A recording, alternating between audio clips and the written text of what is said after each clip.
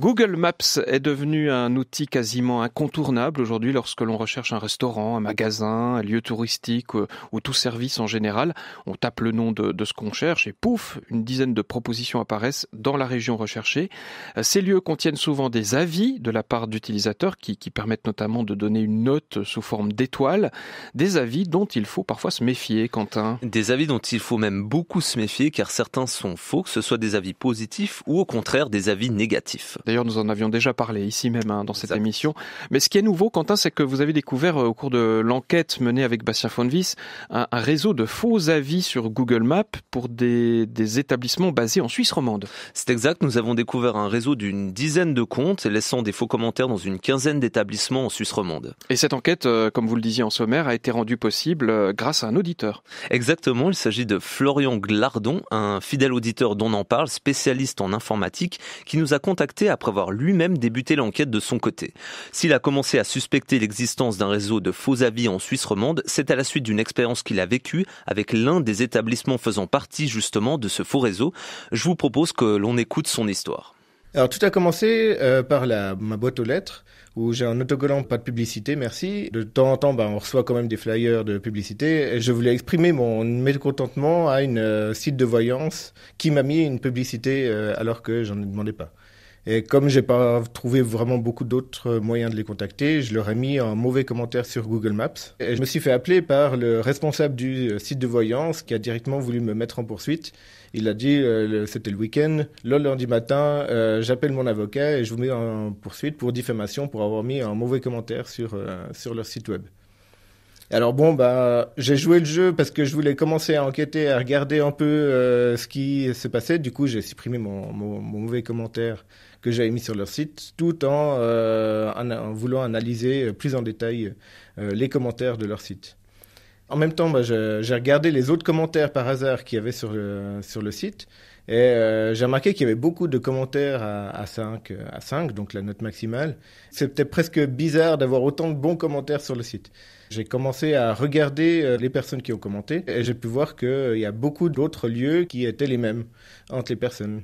Et au bout d'un moment, je me suis rendu compte que c'est énorme. Et puis en fait, c'était beaucoup plus gros que ce que j'avais imaginé au début. Quitte à prendre du temps, je me suis dit, je vais faire un programme pour récupérer automatiquement les commentaires sur Google avec les personnes et pouvoir automatiser la récupération de données. Sinon, ça m'aurait pris beaucoup trop de temps de faire ça. Vous êtes un petit peu geek, vous, quand même. Oui, un peu, oui. Et puis, donc, vous développez ce programme. Et qu'est-ce que vous découvrez ? J'ai pu trouver vraiment un nuage de personnes qui ont mis les mêmes commentaires sur toute la Romandie et aussi un peu en France, à Paris ou autre, où on retrouve les mêmes personnes. Et puis après, d'un coup, je vois qu'il y a tellement de commentaires qui se corroborent. Et quand ça commence avec la France, là, je me dis, il y a quelque chose qui se trame là derrière. Moi, mon souci, c'est que j'utilise Google Maps énormément. Et quand on veut aller à un lieu, on voit directement la note. Je trouve que c'est important que cette note soit représentative du lieu. Florian Glardon, auditeur et fin limier, visiblement, qui nous a donc contacté lorsqu'il a présumé avoir découvert un réseau de faux commentaires sur des établissements présents sur Google Maps en Suisse romande. Donc cet auditeur vous contacte, Quentin, et vous continuez l'enquête. Avec l'aide de notre recherchiste Bastien Fonvis, nous commençons à étudier les données qu'a récoltées notre auditeur. Des données transmises sous forme de tableau Excel à double entrée, avec d'un côté le nom des potentiels comptes déposant des faux avis, et de l'autre les entreprises inscrites sur Google Maps qui en seraient bénéficiaires. Après quelques temps, et toujours avec l'aide de notre auditeur, nous cernons une liste de 15 lieux et 8 comptes qui constitueraient un réseau de faux avis entièrement positif, donc visant clairement à améliorer la réputation du lieu en question.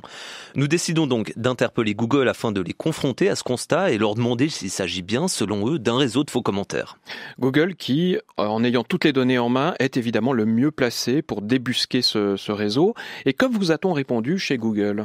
Merci beaucoup pour votre demande et de votre intérêt. Nous avons transmis votre demande de clarification. Dès que nous aurons de plus amples informations, nous vous contacterons.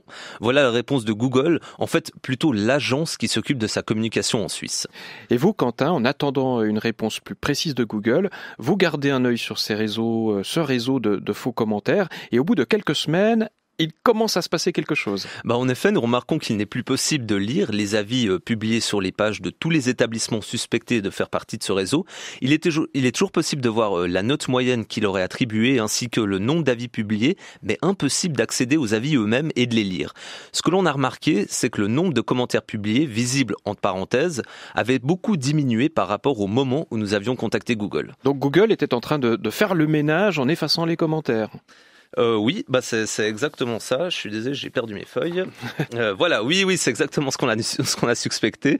Et après les avoir de nouveau contactés pour leur faire part de nos observations, ils nous ont confirmé qu'il s'agissait effectivement de faux commentaires et qu'ils étaient bel et bien en train de les supprimer. Je précise encore que nous avons sollicité plusieurs fois Google pour qu'un expert de la multinationale vienne nous expliquer tout cela en direct, mais pas moyen pour eux de libérer quelqu'un pour venir nous parler. Oui, ce qui est fort regrettable, car nous aurions bien voulu savoir comment Google gère ces faux commentaires, s'il y en a beaucoup, et puis comment Google fait aussi pour les reconnaître. Alors, à défaut d'avoir Google, pour répondre à ces questions, heureusement, on vous avoue, Bruno Guyot, bonjour. Bonjour. Et bienvenue dans cette émission. Vous êtes spécialiste en marketing digital. Qu'est-ce qu'il faut penser de la gestion de ces faux avis par Google et le fait que c'est nous qui avons dû solliciter Google pour qu'il décide d'agir et d'effacer ces faux avis ? Il y a plusieurs problèmes à mon avis. Le premier, c'est que ce que vous appelez les avis Google Maps, c'est des avis Google My Business. Google My Business, c'est un service gratuit proposé par Google sur lequel les entreprises vont s'inscrire et sur lequel elles vont pouvoir publier leurs informations et aussi recevoir des avis de la part des internautes. Donc, produit gratuit dit aussi forcément ressources un peu plus limitées, j'imagine bien. Ils ont énormément de produits, dont des produits payants sur lesquels forcément, à mon sens, il y a plus d'équipes pour travailler et développer. Donc voilà, je pense que le fait que le produit soit gratuit fait que le développement ne va pas aussi vite que prévu. Donc ce qui est gratuit, c'est pour une entreprise de demander à Google d'être référencé donc sur la carte, d'apparaître sur Google Maps. Et puis justement, ce service permet de laisser des commentaires. Mais pourtant, Google, qui est quand même un géant, qui est quand même comment dire, un peu le fer de lance des algorithmes, pourrait très bien déceler ces faux commentaires, non ? Alors, ils ont des algorithmes déjà pour la détection des faux commentaires et je sais qu'ils arrivent à en éliminer pas mal.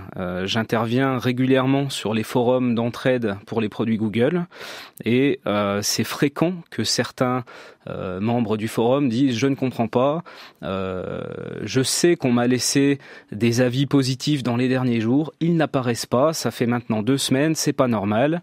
Et finalement, quand on creuse un peu, on se rend compte que c'est des avis laissés par les amis, et puis ils n'ont pas fait ça de manière très intelligente, entre guillemets, donc ils sont tous venus au magasin, et puis ils ont tous laissé des avis dans une période d'une journée sur la même IP, connectée à l'IP du magasin par exemple, et finalement on sait que ça, de manière algorithmique, c'est déjà éliminé. Donc Google fait ce travail d'éliminer.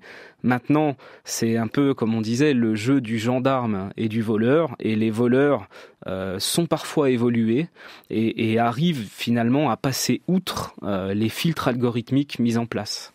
Mais il y aurait des possibilités peut-être d'améliorer ça. On pense à certains sites où l'internaute ne peut pas déposer un avis que s'il est client. Est-ce que ça, ce serait possible de mettre en place pour Google ? Alors, des moyens d'améliorer les choses, clairement, il y en a, parce que sinon on ne serait pas dans des situations comme celle-là. Après, mettre en place un système où on est sûr que la personne est cliente, à mon avis, c'est un peu compliqué. C'est une très bonne idée et ça aurait vraiment beaucoup de sens. Maintenant, ça doit être compliqué à mettre en place parce que finalement, ça impliquerait qu'il y ait une relation entre Google, l'entreprise et le client pour que le système soit vérifié. Et ça, c'est extrêmement compliqué. Vous avez vu comment c'est difficile de joindre Google. Enfin, voilà, il y a des choses qui sont compliquées pour eux. Tant que c'est automatisé, ça va. Dès qu'il faut commencer à personnaliser un petit peu, c'est tout de suite beaucoup plus compliqué.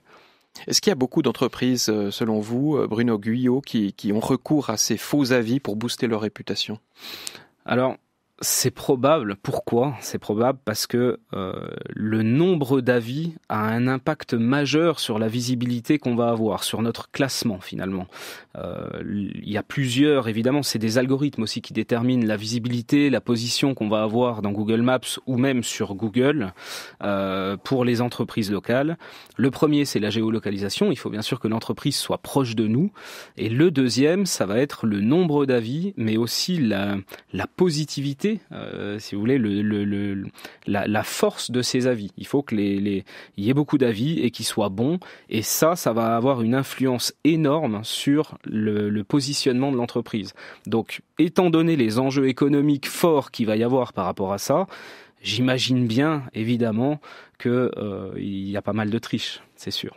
Ça veut dire que quand vous parlez de visibilité sur Google Maps, ça veut dire que sur une carte dézoomée, où on voit par exemple toute une ville, on verra plus facilement apparaître tel restaurant, tel commerce, alors que d'habitude, on est obligé de vraiment zoomer dans la carte pour pouvoir les voir apparaître. Alors il y a deux choses. La première, c'est que finalement vous faites la recherche d'un restaurant. Vous allez sur Google, c'est votre premier réflexe. Et puis là, vous avez une page de résultats. Et dans cette page de résultats, il y a un premier encart avec 3 entreprises locales. C'est un espèce d'encart Google Maps qui est intégré dans la page de résultats. Ça, c'est les places qui valent évidemment les plus chères. Et puis ensuite, effectivement, on peut aller sur Google Maps pour voir plus d'adresses. Donc il faut savoir que seulement 20% des gens font ça. Quand ils démarrent leur recherche sur Google. Après, il y a aussi les gens qui démarrent leur recherche sur Google Maps. Je me suis un peu perdu. Qu'est-ce qu'on... Je parlais de visibilité sur la carte, de visibilité au sens propre. Ça y est, j'y reviens. Donc, effectivement, avoir les meilleurs avis et être le mieux placé permet d'avoir ces 3 places dans Google. Ça, c'est extrêmement stratégique. C'est là où la majorité de la visibilité et des visiteurs viennent. Et puis ensuite, sur Google Maps, on a plusieurs pages de résultats. Imaginons que je cherche un restaurant à Lausanne. Je vais peut-être avoir 5 ou 6 pages de résultats. Et en fait, Google Maps n'affiche par défaut que les résultats de la page active sur la carte. Donc, c'est-à-dire que je vais avoir mes petites vignettes, mes petites épingles pour dire les restaurants sont là. Si je passe en page 2, les épingles de la page 1 disparaissent et les épingles de la page 2 apparaissent. Donc, finalement, on sait que les gens ne vont pas dans les pages suivantes. Donc, il faut absolument être sur la page 1. Et donc, ça a un impact majeur. 8h51 sur la première, vous écoutez, on en parle, nous parlons de faux commentaires sur Google Maps ce matin avec une enquête réalisée par vos soins, Quentin Bohlen. Alors on va reprendre le fil de cette enquête. Donc après la confirmation par Google qu'il s'agit bien de faux avis, vous décidez de contacter les 15 établissements impliqués dans ce réseau. Avec notre recherchiste Bastien Fonvis, nous envoyons un email à chaque entreprise et assez rapidement nous recevons quelques réponses très agressives et menaçantes de la part de certaines qui jurent n'avoir jamais participé à cela et ignorent totalement l'existence de ces faux commentaires, jusqu'à ce que nous recevions un appel téléphonique de la personne à l'origine de ce réseau. Donc la personne qui a mis ces faux commentaires vous appelle, elle passe aux aveux, elle déballe tout. Oui, enfin pas tout de suite. Elle a d'abord tenté de se faire passer pour une des personnes détenant un des comptes incriminés en prétextant que c'était bien un vrai commentaire qu'elle avait posté sur les pages de ces établissements. Mais lorsqu'on lui a dit qu'on détenait des preuves et la confirmation de Google, celui-ci a décidé de tout avouer. Et qui est cette personne ? Alors, on va pas dire son nom et nous avons un peu modifié sa voix pour qu'elle ne soit pas reconnaissable, mais ce que l'on peut dire, c'est que cette personne s'occupe de gérer la réputation numérique de toutes les entreprises impliquées dans ce réseau de faux avis et notamment leur référencement sur Google. C'est elle qui était donc derrière chaque compte qui postait ces faux avis. Elle a commencé par me présenter justement son réseau de faux commentaires. Mon réseau est ce qu'il est. Il est pas si énorme. Vous pouvez donc voir sur la table 4 téléphones et 3 tablettes. Mon réseau d'avis, ça représente ce que vous voyez là sur la table. Globalement, on peut mettre 2 comptes Gmail par machine. Et ça m'a permis d'avoir environ une quinzaine de comptes Gmail avec lesquels je pouvais faire des avis. À partir du moment où il y a 3 comptes Gmail sur un appareil, Google, qui utilise un robot pour surveiller, va détecter plus facilement une possibilité de faux comptes.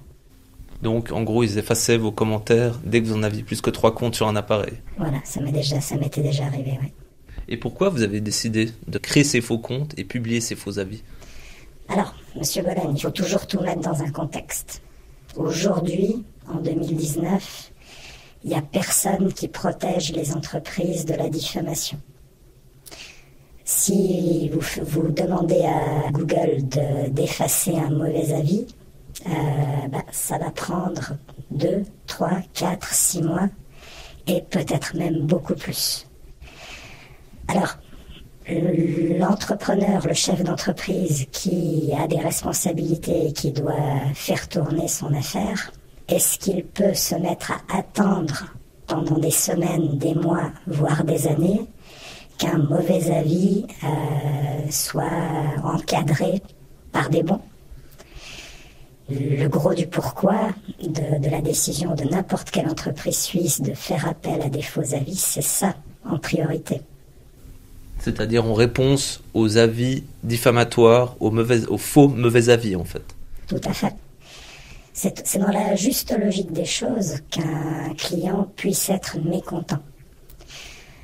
Quand je donne des conseils à ma clientèle pour gérer les mauvais avis, je dis surtout pas de dire monsieur ou madame n'a pas été un vrai client, mais de faire des réponses appropriées en disant qu'on prend en compte le mécontentement et qu'on propose des actions pour y remédier. Et on peut partir de l'idée que l'action de mettre un avis, si vous vous appelez Grand Toto et que vous faites un avis sur quelqu'un, il y a forcément une anguille sous roche.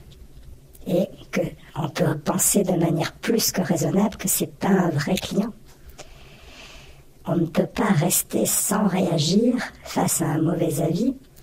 On pourrait penser que les internautes ont 100% de jugeote, mais à partir du moment où un compte qui s'appelle Superman, Toto, à partir du moment où il est autorisé par Google à être là, les internautes vont penser que c'est un avis légitime.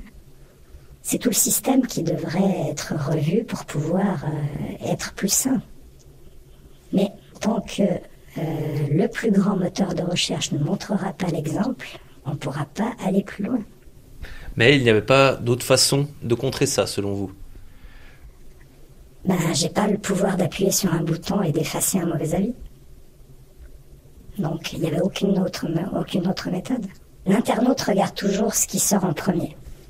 C'est quand vous allez sur une page Google Business, vous avez des choses qui sortent en premier. Et les mauvais avis ont toujours tendance à sortir un peu plus haut que les autres. Tant qu'il n'y a pas eu d'autres avis derrière qui mettent plus de place à une visibilité plus propre, on est obligé de faire ça. Et si on attend que Google réagisse, en attendant, notre client s'effondre. Vous savez, je m'occupe de PME. J'ai pas de grandes entreprises en client. Pour une très grande entreprise, c'est un jeu d'enfant encore plus que pour moi, que de trouver et de payer des grosses entreprises dont c'est le service principal que de faire des avis sur Internet. Il n'y a pas que des moyens dans l'honneur qui font que les entreprises se font concurrence. Et le risque est bien plus grand pour une entreprise de se laisser diffamer plutôt que de réagir. Confession d'un auteur anonyme d'un réseau de faux avis sur Google Maps. Quentin, que risque cette personne si elle est démasquée? Nous avons contacté le secrétaire d'État à l'économie, le SECO, qui nous a répondu qu'il n'a pas encore reçu de réclamation à propos de faux avis publiés sur Google. Il est donc pour l'instant difficile de répondre à cette question. Cependant, le SECO nous a précisé que selon l'article 3 de la loi contre la concurrence déloyale, agit de façon déloyale celui qui donne des indications inexactes ou fallacieuses sur lui-même, son entreprise, sa raison de commerce, ses prix, ses stocks, ses méthodes de vente ou ses affaires, ou qui, par de telles allégations, avantage des tiers par rapport à leurs concurrents. Le fait de rédiger des faux commentaires positifs pourrait donc tomber sous le coup de cet article, tout comme les faux commentaires négatifs qui pourraient aussi constituer une violation de la loi sur la concurrence déloyale qui interdit les actes de dénigrement. Il est donc possible pour les lésés d'agir contre un acte de concurrence déloyale par le biais d'une action civile ou par le dépôt d'une plainte pénale. Alors à condition bien sûr de pouvoir prouver tout cela. Bruno Guyot, vous êtes toujours avec nous, expert en marketing digital. Alors on voit que la justice semble un peu dépassée par ces nouvelles technologies. À votre connaissance, est-ce qu'une affaire de faux commentaires a déjà fait l'objet de plaintes devant les tribunaux? Alors oui, plusieurs fois. Comme je disais tout à l'heure, j'interviens beaucoup sur les forums et donc je vois régulièrement, c'est la plainte numéro 1, c'est celle qui revient le plus. J'ai eu un faux avis sur Google My Business, comment je fais pour l'éliminer?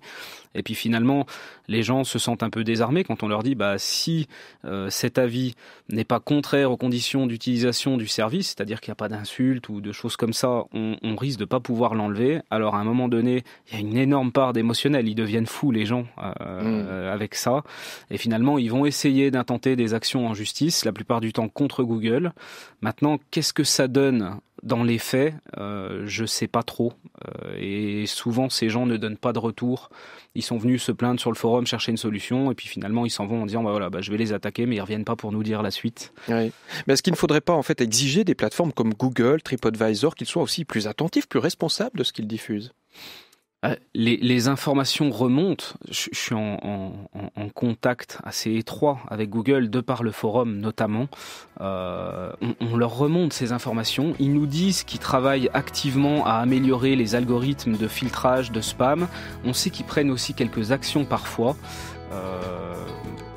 Mais ça en reste là pour le moment. Ça en reste là pour le moment. Voilà, on va continuer cette discussion. Bruno Guyot, expert en marketing digital. De l'autre côté des infos, nous nous intéresserons donc aux faux commentaires qui constituent un véritable marché des faux commentaires qu'on peut aussi acheter sur le web. Démonstration tout à l'heure, on en a fait l'expérience. Bienvenue dans la seconde partie d'On en parle. Nous nous intéressons aux faux commentaires publiés sur Google Maps avec la découverte d'un réseau de faux commentaires actifs en Suisse romande. On entendait en première partie d'émission l'interview de la personne à l'origine de ce réseau que vous avez donc démasqué à la suite de votre enquête, Quentin Bohlen. Alors là, il s'agissait d'un petit réseau actif en Suisse romande, mais il existe aussi des grosses entreprises qui en font un véritable business. Oui, il suffit de faire une recherche sur Google pour s'en rendre compte. Des dizaines de plateformes vous proposent d'acheter des avis Google afin de booster la réputation de votre entreprise avec des prix qui varient plus ou moins entre 10 et 20 euros le commentaire. Des plateformes qui sont très actives en France notamment. Et vous avez testé ? Oui, avec notre recherchiste Bastien Fonvis, nous avons acheté 3 avis sur le site qui apparaît en premier lorsque l'on faisait une recherche sur Google. Nous avons acheté 3 avis à 20 euros, chacun où il suffit d'écrire soi-même son commentaire qui sera accompagné d'une note de 5 étoiles dans tous les cas. Une fois payés, les commentaires sont ensuite publiés quelques jours plus tard sur la page Google Maps en question.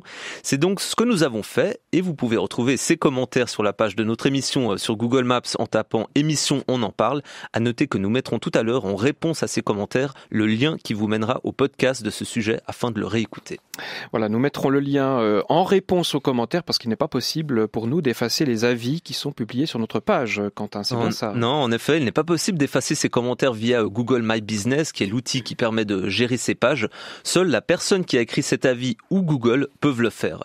Très facile donc de publier ces faux avis et Google n'y voit apparemment que du feu, étant donné que les avis ont pu être postés sans problème et sont toujours là.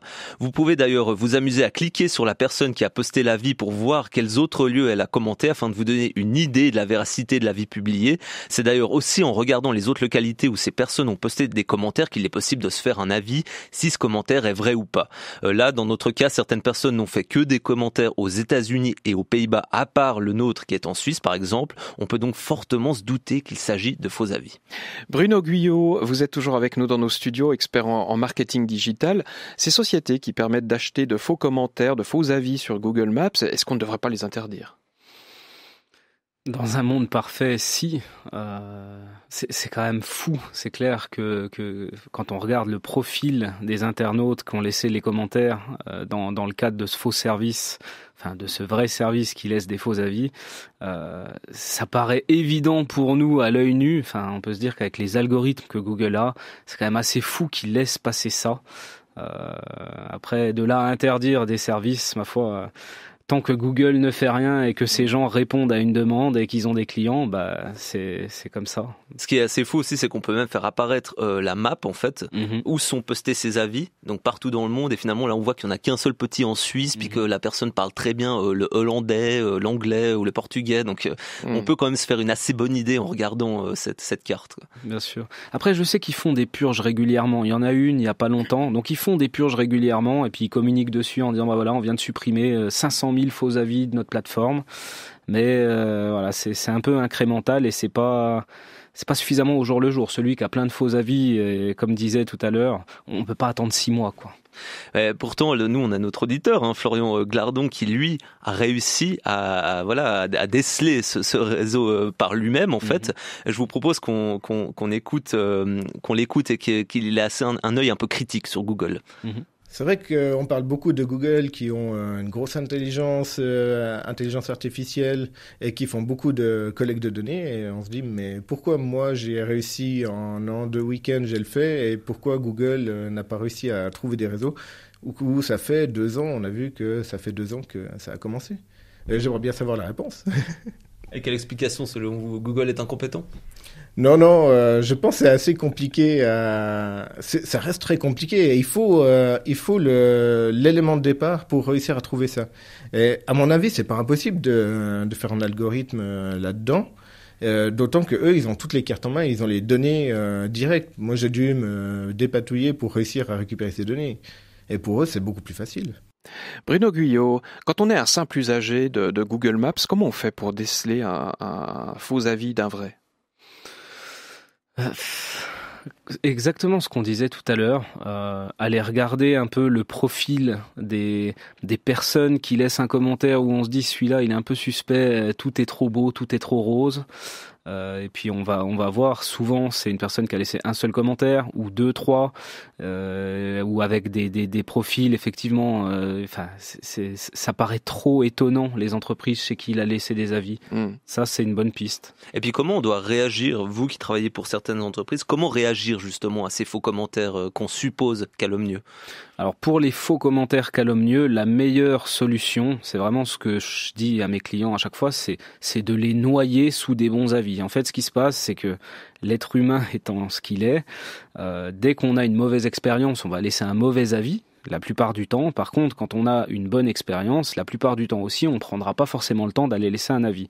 Donc je mets en place un procédé automatisé visant à demander à chaque client, soit par email, soit par SMS, de laisser un avis sur Google pour aider l'entreprise et s'ils ont été satisfaits de l'interaction qu'ils ont eue. Et puis finalement, je mets en place un lien qui va être très facile. La personne clique sur le lien, elle arrive directement sur l'interface de notation et la case de commentaires et ça devient facile parce que c'est ça aussi qui fait qu'on se dit bon, ça va être long, il faut prendre 5 minutes pour laisser le commentaire, on est tous pressés, mais finalement quand on met en place un procédé automatisé simplifié pour l'utilisateur, ça marche très très bien. Et ce qui évite de faire ce que notre auteur de faux commentaires a fait, c'est-à-dire de laisser lui-même des faux avis. Ça vous a déjà titillé, vous, d'utiliser cette technique en tant que des faux avis positifs. Donc. Voilà, des faux avis positifs. Ouais. Alors, honnêtement, non. Moi, je pense que une entreprise, elle peut tricher à un moment, mais elle sera toujours rattrapée. Celui qui va générer ou payer pour avoir plein de faux avis positifs, à un moment donné, les gens sont pas dupes. Ils vont venir, ils vont être déçus du service, ils vont se dire waouh, ce que j'ai lu comme avis et comme note sur cette entreprise par rapport à l'expérience réelle, il y a un vrai décalage. Et à un moment donné, finalement, ils attraperont peut-être entre guillemets les touristes et les gens de passage qui se servent uniquement de ça, mais les gens locaux, ils auront bien compris que cette entreprise-là, faut pas y aller. Est-ce que c'est pas un peu fatigant aussi pour les usagers, je dis de tout le temps donner un avis quand vous dites donc noyer les mauvais avis sous de vrais avis positifs. Quand on est sollicité en tant que client, on doit chaque fois noter. Est-ce qu'il n'y a pas le risque aussi que de lasser finalement les usagers ? Alors c'est une possibilité, c'est sûr, et en même temps, c'est un système qui va dans les deux sens. On est très content aussi de pouvoir aller consulter les avis. Si on veut consulter les avis, il faut forcément qu'il y ait quelqu'un qui en laisse. Donc oui, il peut y avoir... on est obligé de les solliciter. Oui, il faut les solliciter, absolument. Merci beaucoup Bruno Guyot d'être venu dans On en parle ce matin, commenter donc cette enquête sur les faux avis. Je rappelle que vous êtes spécialiste en marketing digital. On vous souhaite une excellente journée. Merci, pareillement. Et si vous voulez déposer un vrai avis, bon ou mauvais, sur la toute nouvelle page Google Maps dont on en parle, eh bien n'hésitez pas. J'y manquerai pas.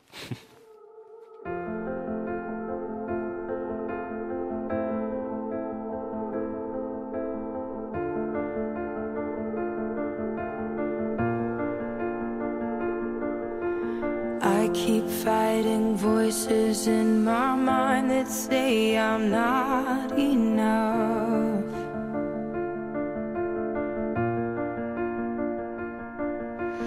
Every single lie that tells me I will never measure up.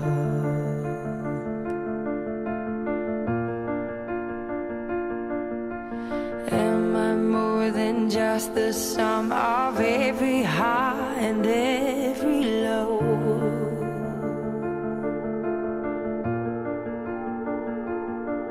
Remind me once again just who I am, because I need to know.